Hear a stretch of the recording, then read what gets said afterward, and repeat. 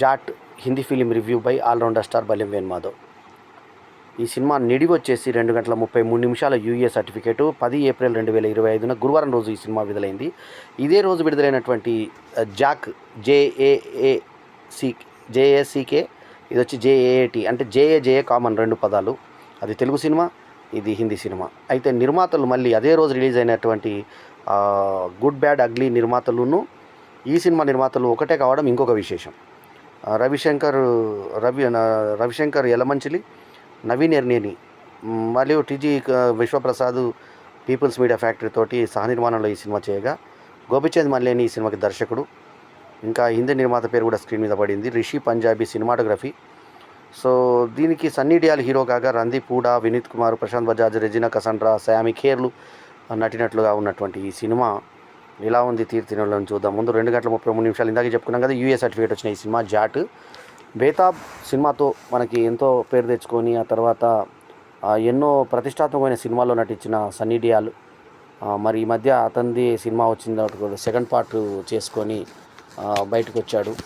So అతని సినిమాలు super hit సినిమాలుగా నిలిచినటువంటి cinema మొన్న 300 కోట్ల పైన కలెక్ట్ చేసినటువంటి సినిమా ఆయన చేయడం జరిగింది.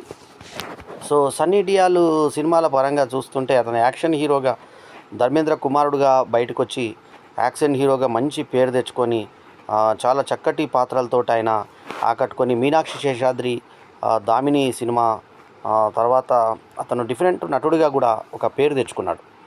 సో దామిని తర్వాత అతను చేసినటువంటి సినిమాలో గదర్ 1, గదర్ 2 కానీ ఇలాంటి సినిమాలు ఆయనకి మంచి పేరు తీసుకొచ్చాయి. రీసెంట్గా గదర్ 2 మరి అతనికి ఎంతో పేరు తీసుకొచ్చిన సినిమాగా చెప్పుకోవచ్చు.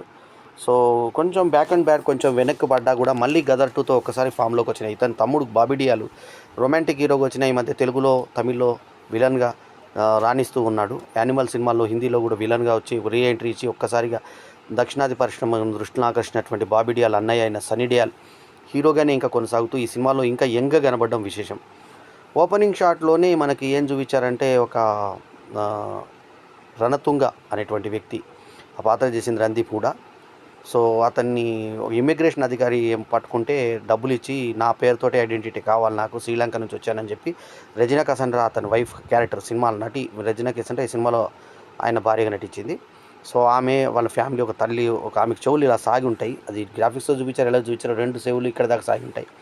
సో అటువంటి villain character Telangana Shakuntala type character అన్నమాట. సో అట్లాంటి హీరోయిన్ వాళ్ళు వచ్చిన తర్వాత ఇక్కడికి వచ్చిన తర్వాత అతను ఒక సామ్రాజ్యాన్ని వేసి 40 ఊళ్ళని ఏలేస్తాడు.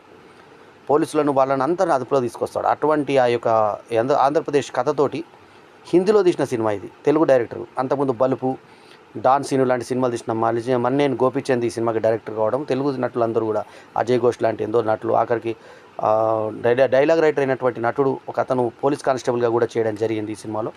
సో అట్లా ఒక తలలు తగిపడినటువంటి ఒక ఊరిలోకి వచ్చినటువంటి సియామి ఖేర్ తన 6 మహిళా కానిస్టేబుల్తో మగవాళ్ళతో వస్తే మగవాళ్ళు పారిపోతారు, భయపడిపోయి అక్కడికి వెళ్ళడానికి. వెళ్తే బట్టలు కూడా తీసి బ్రాల మీద తర్వాత నంగా చెడ్డీల మీద కూర్చోబెట్టి లోపల కూర్చోబెడుతుంది రెజినా కసండ్రా. ఆ సినిమా అట్లాగే కంటిన్యూ అవుతుంటుంది. ఇంతలో ట్రైన్లో ఒక అతను జై శ్రీరామ్ పాటతోటి ఇంట్రొడక్షన్ అయినటువంటి జాటు అక్కడ నుంచి వస్తాడు. ఈ సినిమాకి సారీ అని పెడితే బాగుండేది అనిపించింది, కానీ జాట్ కూడా ఈ సినిమాకి బాగుంటుందని చెప్పి క్లైమాక్స్లో మనకు అర్థమవుతుంది. సో సన్నీ డియోల్ వచ్చిన తర్వాత